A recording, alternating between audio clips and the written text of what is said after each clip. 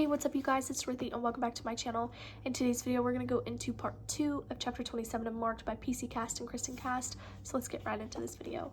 This video may contain sensitive topics and foul language. If you do not wish to continue, I suggest you click off the video now.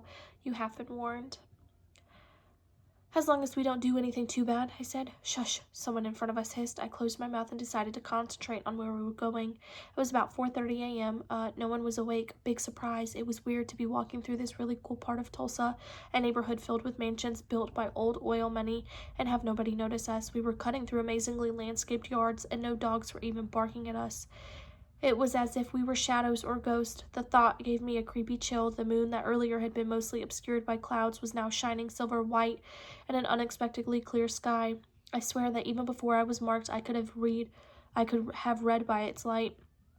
It was cold, but that didn't bother me like it would have just a week ago. I tried not to think about what that meant, about the change that was going on inside my body.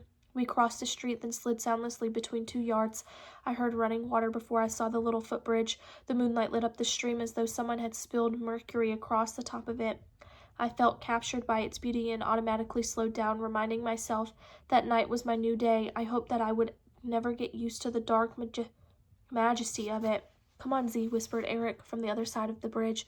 I looked up at him. He was silhouetted against an incredible mansion, and stretched up the hill behind him was with its huge terraced lawn and pond and gazebo and fountains and waterfalls. These people clearly had entirely too much money.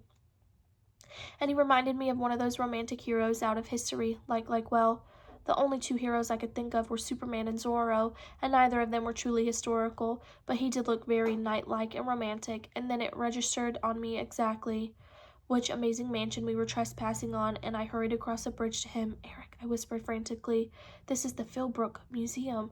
We're really going to get in trouble if they catch us messing around here. They won't catch us. I just scrambled to keep up with him. He was walking fast, much more eager than me to catch up with the silent ghost-like group. Okay, this isn't just some rich guy's house, this is a museum. There are 24-hour security guards here. Aphrodite will have drugged them. What? Shh. It doesn't hurt them. They'll probably be groggy for a while and then go home and not remember anything. No big deal. I didn't reply, but I really didn't like that he was so whatever about drugging security guards. It didn't seem right, and even though I could understand the need for it. We were trespassing. We didn't want to get caught, so the guards needed to be drugged. I got it. I just didn't like it, and it sounded like yet another thing that was begging to be changed about the Dark Daughters and their holier-than-thou attitudes.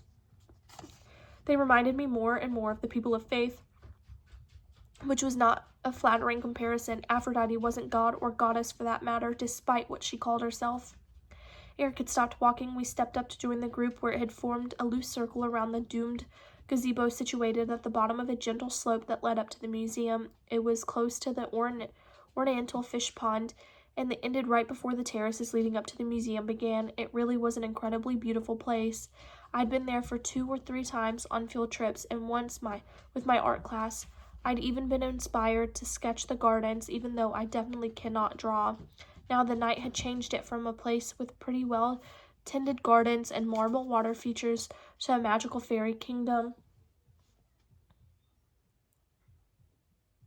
All washed in the light of the moon and shaded by layers of grays and silvers and midnight blues. The gazebo itself was amazing. It sat on the top of a huge round stairs, throne-like, so that you had to climb up to it.